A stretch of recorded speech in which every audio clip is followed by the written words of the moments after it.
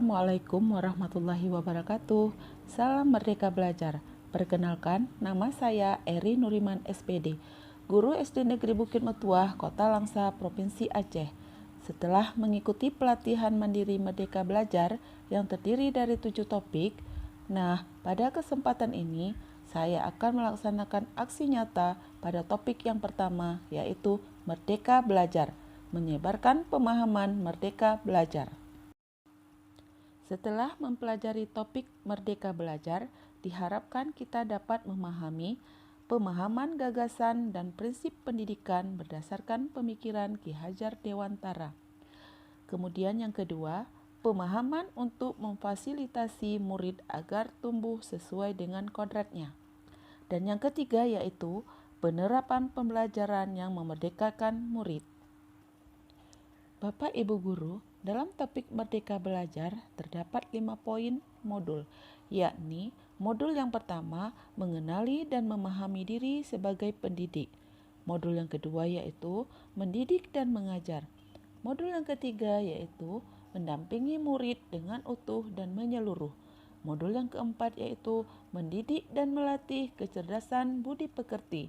Dan modul yang kelima yaitu pendidikan yang mengantarkan keselamatan dan kebahagiaan. Bapak Ibu Guru, dalam modul pertama tentang mengenal dan memahami diri sebagai pendidik, yaitu yang pertama kita harus memahami dan menghayati diri sebagai manusia yang merdeka untuk terus belajar. Sebelum kita memerdekakan murid, tentunya kita harus memerdekakan diri sendiri terlebih dahulu dengan cara merefleksi apa yang telah kita lakukan. Kemudian, menyelaraskan peran guru yang relevan dengan konteks murid dan zaman. Dan yang ketiga, bertutur kata lembut, mendengarkan pendapat, memotivasi untuk gemar dan senang belajar. Lantas, bagaimana mendidik dan mengajar pada kurikulum merdeka? Ajaran zaman kolonial yang masih kita pakai sekarang ini perlu kita rubah.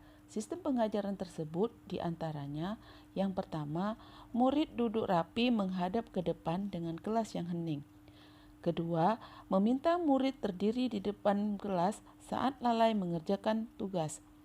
Yang ketiga, melakukan perankingan berdasarkan nilai pengetahuan. Yang keempat, menyeragamkan pembuatan tugas. Dan yang kelima, memukul murid karena tidak mengerjakan tugas. Selanjutnya yaitu modul 2 tentang mendampingi murid dengan utuh dan menyeluruh. Dalam proses pendampingan murid, kita harus menyesuaikan dengan kodrat keadaan yang mana kodrat ini terbagi menjadi 2, yaitu kodrat alam dan kodrat zaman. Kodrat alam berkaitan dengan sifat dan bentuk lingkungan di mana anak berada. Sedangkan kodrat zaman berkaitan dengan isi dan irama, yakni disesuaikan dengan zaman anak tersebut berkembang. Dalam hal ini tidak ada individu yang sama dan zaman selalu bergerak dinamis.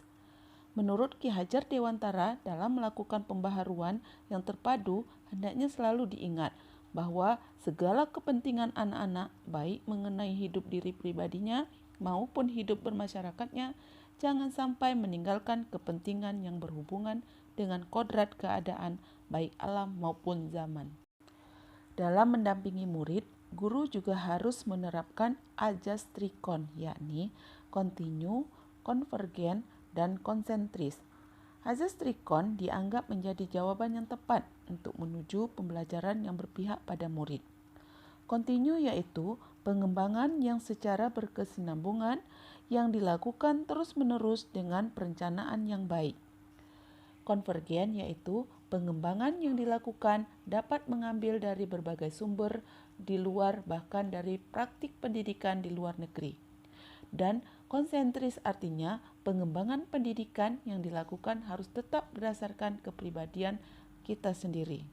Implementasi kurikulum Merdeka Belajar, guru hendaknya mendidik dan melatih kecerdasan budi pekerti dengan cara yang pertama, melatih keberanian berpendapat atau olah akal. Yang kedua, mengasah perasaan dan perilaku atau olah akal. Dan ketiga, memunculkan kehendak, olah karsa. Dan yang keempat, pendidikan dapat mempengaruhi bagian intelligible dan bagian biologis muridnya. Selanjutnya yaitu modul pendidikan yang mengantar keselamatan dan kebahagiaan. Yang pertama, pendidikan hanyalah sebagai tuntutan. Sudah bukan zamannya lagi guru mendikte murid, melainkan guru menjadi fasilitator atas kodrat alam dan zaman murid tersebut. Yang kedua, setiap murid memiliki kodrat kekuatan atau potensi-potensi yang berbeda. Ketiga, pendidikan tidak dapat berkehendak atas kekuatan dan potensi guru. Keempat, menerapkan sistem among dan semboyan Ki Hajar Dewantara, yakni ing ngarsa sung tulodo, ing madia mangun karsa, tut huri handayani. Yang kelima, menerapkan pembelajaran proyek serta digitalisasi pembelajaran. Terdapat trisentra pendidikan, yakni yang pertama ada keluarga. Karena keluarga adalah pendidikan pertama untuk seorang anak. Keluarga tempat seorang anak tumbuh sangatlah berpengaruh terhadap pendidikan seorang anak. Pendidikan keluarga menjadi dasar pendidikan seorang anak, terutama dalam nilai-nilai agama, bersikap dan berperilaku pekerti, dan cara pandangnya terhadap segala sesuatu. Yang kedua yakni sekolah. Sekolah adalah rumah kedua bagi anak yang menyediakan pendidikan, berbagai ilmu pengetahuan, keterampilan, budaya, dan juga budi pekerti. Selanjutnya adalah masyarakat atau pergerakan pemuda. Pendidikan di lingkungan pemuda dan masyarakat, layaknya keluarga dan sekolah, sangatlah berpengaruh terhadap pendidikan anak, yakni tentang di mana anak itu bergaul dan berteman. Demikianlah penerapan aksi nyata dalam topik Merdeka Belajar dari saya. Terima kasih. Salam Merdeka Belajar. Assalamualaikum warahmatullahi wabarakatuh.